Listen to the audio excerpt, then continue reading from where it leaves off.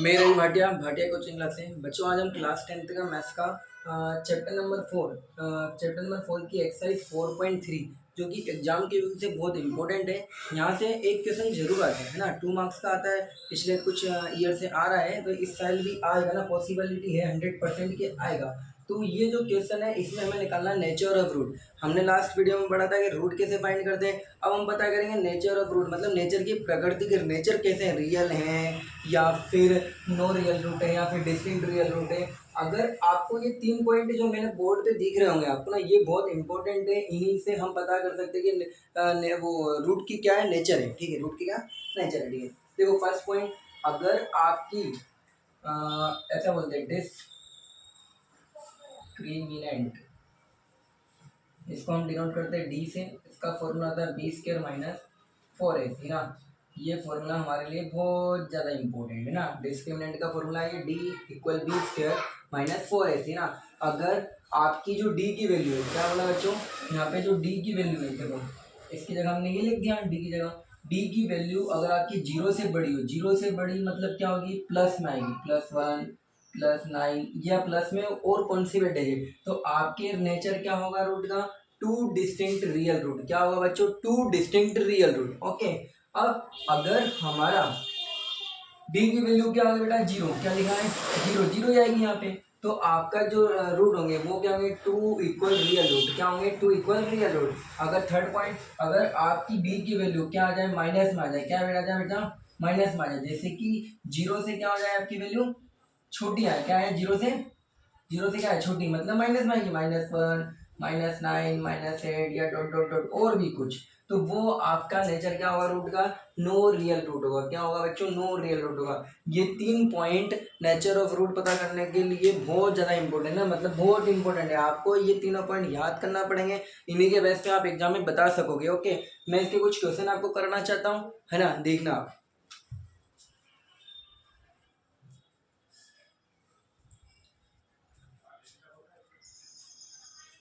है ना, एक क्वेश्चन हम एग्जाम्पल 7,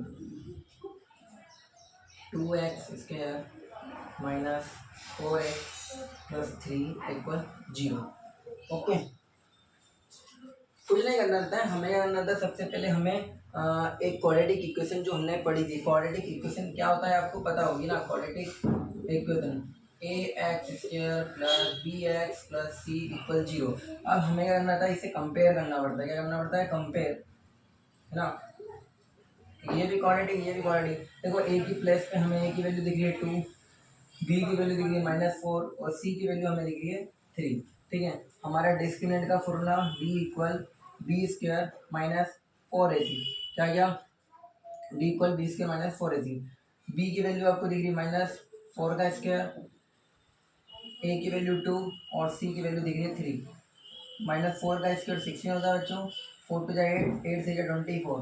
आप इसे माइनस करोगे तो कितना आएगा, माइनस का 8। कितना है बच्चों, माइनस का 8। तो आपको पता लग गया कि देखो माइनस का 8 मतलब माइनस वाली वैल्यू यहाँ रहती है, मतलब आपका क्या बोलते हैं, सॉरी, नेचर ऑफ रूट क्या होगा। तो आप ऐसा लिखोगे, सो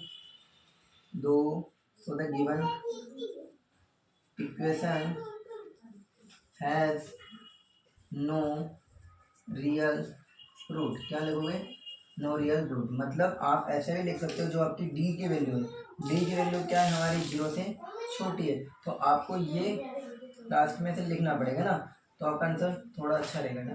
ठीक है, आ गया समझ में, कोई दिक्कत। क्या करा, सबसे पहले इक्वेशन थी, हमने कंपेयर किया क्वाड्रेटिक इक्वेशन से, ए बी और सी के वैल्यू हमने पता करी, फॉर्मूला लगाया। ये फॉर्मूला हमारे लिए बहुत ज़्यादा इंपॉर्टेंट है। अगर ये याद होगा तो हम आगे के क्वेश्चन भी कर पाएंगे। डी की वैल्यू लगाई हमने, निकाली ना, सॉरी, बी की वैल्यू कितनी थी, -4 का स्क्वायर, -4, ए की वैल्यू है और सी की हमने -4 का स्क्वायर करा 16, इसको इंटू करा -24, सोल्व करने पाएगा -8। हमें पता लग गया कि माइनस की वैल्यू आ रही, मतलब हमारा नेचर और रूट क्या होगा, तो द गिवन इक्वेशन है नो रियल रूट। ओके, हमें पता लग गया कि डी की वैल्यू हमारी आई है, बोलते आएंगे जीरो से छोटी आई है, जीरो से छोटी मतलब माइनस में आएंगी। ओके, ये हो गया, आप इसे नोट कीजिए। हम दूसरा क्वेश्चन करते हैं इतने।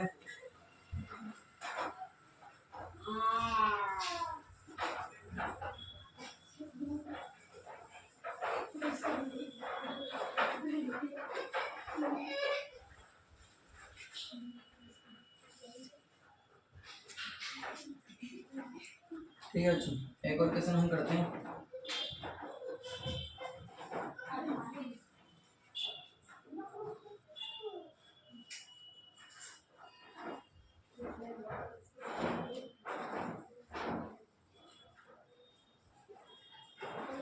देखो हम इसको कर दे रहा हूँ। सबसे पहले क्या करना है, हमें क्वाड्रेटिक इक्वेशन याद होना चाहिए। A x square plus b x plus c equal में 0, है ना। तो ये हमने रख दिया। अब आप क्या करोगे, ए की वैल्यू बताओ 3, बी की वैल्यू कितनी है, यहाँ से दिख रही है -4√3, सी की वैल्यू हमें दिखी 4। ओके, कुछ नहीं करना, वैल्यू कंपेयर करना हमने कर दी। फॉर्मूला हमको याद है, D = b² - 4ac। इस फॉर्मूले को बॉक्स में पिक कर दिया, है ना। बी की वैल्यू हमें देखी है -4√3 का हमें स्क्वायर करना है। 4 × 3 × 4, कुछ नहीं करना। -4 का स्क्वायर कितना आएगा बच्चों, 16। √3 का स्क्वायर होता है 3, 4 4 16 और 48। हाँ, तो 48 माइनस 48 आपको पता लगे कि डी की वैल्यू क्या है हमारी 0। अब हम उन 3 पॉइंट अगर हमें याद है तो हम बता सकते हैं कि कौन सा रूट बन रहा है हमारा नेचर 2 इक्वल रियल रूट। तो आपको लेना है सो दैट इक्वल, या फिर so the nature of root सारे से ही लिख सकते हो ना। So the nature of root आप क्या लिखोगे, 2 इक्वल रियल रूट। ओके, ये अगर आपको एक पॉइंट याद हो तो आप लिख पाओगे, वरना नहीं। इस क्वेश्चन में एग्जाम में सिर्फ इतना ही पूछ रहा है ये कि नेचर ऑफ रूट बताओ। अगर आगे की बात करेगा, जैसे कि उसने बोल रखा है कि अगर रियल रूट आएगा तो आपको आगे भी फाइंड करना है, तो वो आप क्वाड्रेटिक फॉर्मूले के द्वारा फाइंड कर सकते हो ना। मैं आपको थोड़ा सा बता देता हूँ कि क्वाड्रेटिक फॉर्मूला क्या होता है बच्चों ना। देखो क्वाड्रेटिक ना, ये मैं रफ कर देता हूँ आपको अच्छा लगेगा, है ना।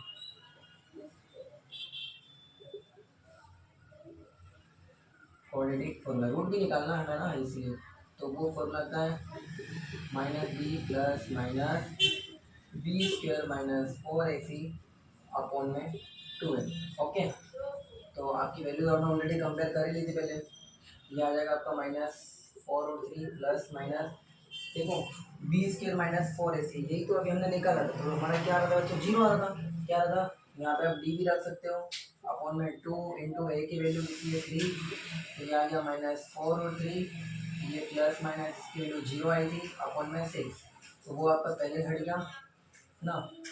माइनस ना, अच्छा एक फॉर्मूला के माइनस भी लगेगा, तो ये आपका प्लस हो गया, ये हमें लगाने की जरूरत ही नहीं है। 6 बचा, आप चाहो तो इसे काट लो, 2 और 3, तो कितना आया 2√3 अपॉन में 3। ठीक है, अगर हम यहाँ पे नेगेटिव साइन और पॉजिटिव साइन लेना पड़ता है ना, तो भी आपका ये आएगा टेकिंग पॉजिटिव, तो भी आपके रूट ये आएगा 2/3। अगर आप लोगे टेकिंग नेगेटिव आप अगर लेते हो ना, तो भी आपका ये आएगा। लास्ट में आपको ऐसा लिखना है द रूट्स आर ये, ठीक है, the two roots are same. ये आपका हो चुका है। वो एग्जाम में सिर्फ आपको यहाँ तक ही पूछ रहा है ना, सिर्फ नेचर ऑफ रूट निकालने का बोल रहा है, तो हम सिर्फ इतना ही निकाल के ना। अगर बोले आगे रियल रूट आ रहे हैं आपके, तो आगे फाइंड भी करना है, वरना नहीं करना ना। तो आप देख लो हमने कर दिया, अगर आपको आ जाए तो आप इसे सोल्व कर लेना। ये फॉर्मूला आपके लिए बहुत ज़्यादा इंपॉर्टेंट है, क्वाड्रेटिक फॉर्मूला। पिछले एग्जाम मतलब लास्ट ईयर एग्जाम में पूछा था, बोर्ड एग्जाम में, तो क्या पता इस बार भी पूछ लें। ओके, एक और क्वेश्चन मैं आपको करवा देता हूँ।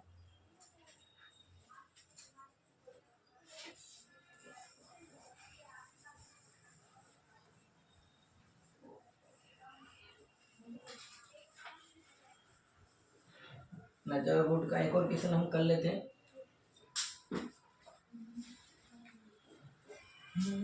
वो ये क्वेश्चन है हमारे पास, 2x² - 6x + 3 इक्वल में 0। ओके, तो क्या करना है आपको, वापस से वही क्वाड्रेटिक इक्वेशन से आप कंपेयर करो इसे।